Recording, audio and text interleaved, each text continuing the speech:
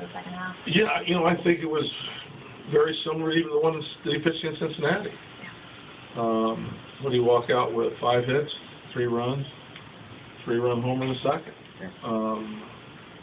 The downhill playing's consistent. The command is better. He was just up over 90. At this point in time of the season, I'm really proud of the work that he's doing, the consistency he's showing. All of it. More aggressive in the zone, going after people. It was a very good outing for him. Looked like about kind of the conditioning and maybe the tiresome arms and other guys. That for him looked like he's getting stronger as the season was going on. I don't know about stronger, but he's maintaining velocity and he's continued to carry his workload. In a different ball game tonight, I'm sure he might have been able to go a little bit longer, with some more room. At the same time, we have been monitoring, just keeping an eye on how many pitches they're throwing as they're winding down. He looks in good form and he looks in good shape. He's definitely maintaining velocity. Up in the beginning of the game, he was 93, threw a couple 94, and he was still in the 90s throughout. So that's always a good sign when the velocity is consistent. 1-3 into the 7th inning. You get a guy that gets you in the 7th inning. The one piece of the puzzle we'll have to add next spring for him is a better monitoring of the running game. When Turk Hall gets on right there, he doesn't have many weapons to stop him. And really is much quicker to the plate, so I was going to try and ride him for some outs. If he got one, get another one, get a third. He might have got through the 7th, but with somebody on base with some speed, we needed to make an adjustment. Is that something also because this is his first year starting, where he was doing relief before he got here? Well, I've seen him start a while back. I think it's been a mixed bag. You also need to maintain a running game from a bullpen standpoint as well. But I think the most focus has been on repeating his delivery. It's been making good pitches, and I think that's another piece that we can add that's going to help him and help the total package that he's able to present.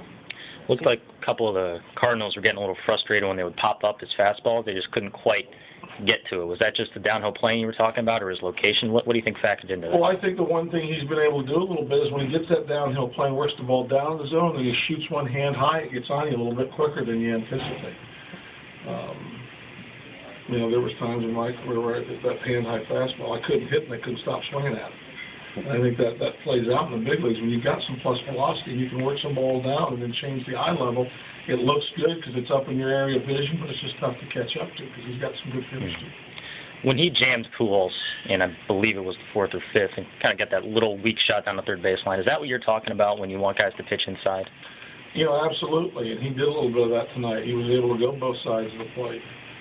We've got to do it. We're a contact, combat team, and you want to get outs. You're going to pitch to contact where there's ways to minimize the contact, a way to take the sting out of the barrel with that.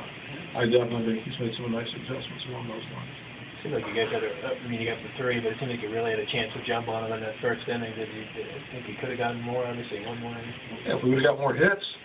We got a sacrifice fly to plate the second run. Yeah, a big hit would have blown it up, and there's no doubt we've kind of been on board for that, shaking the pom-poms for that throughout the season. One more hit in the big time with some runners in scoring position. For us to get 3, that was a good sign, but when Harrison was able to plate the third run with a sacrifice fly, you're looking for one more hit. We didn't get it. We had a bases load opportunity after that. We swung the first pitch breaking ball. I'd like to see a little more discipline, a little more patience. That's also been one of the hiccups for us on offense. A lot of times the runners in scoring position, we're firing too early. It's one thing if it's a fastball and it's in your area and you've got an opportunity to do something with it. But when it's first pitch spin or it's first pitch soft and the ball's not squared up, we got to do better. We got to get better at passing those situations. With Pujols, Holiday, Berkman coming to me, do you ever consider bringing your closer in a situation like that, just given who's coming up? Not right now. With all Joel's taken on and the way he's been right now, no.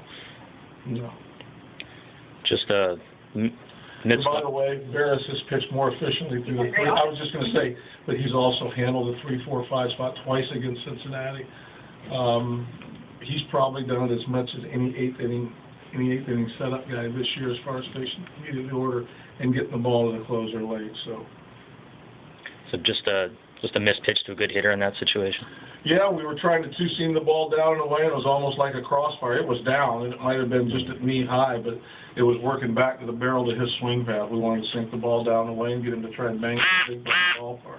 But he's had a fantastic year. You talked about some nice shopping in the off-season, what an acquisition he's been.